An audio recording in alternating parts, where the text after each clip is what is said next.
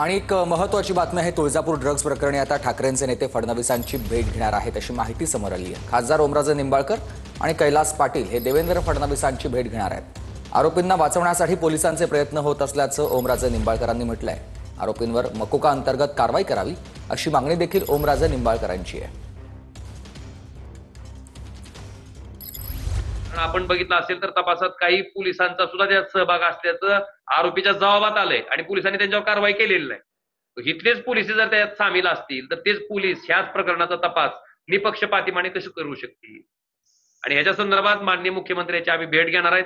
त्यांच्या समोर हे सगळ्या बाबी त्यांच्या समोर आम्ही मांडणार आहेत आणि आम्हाला अपेक्षा आहे की मकोकाच्या अंतर्गत त्यांच्यावर या आरोपींवर कारवाई व्हावी। ह्याच्यातला कुठलाही आरोपी सोडता कामा नये, सुटू नये।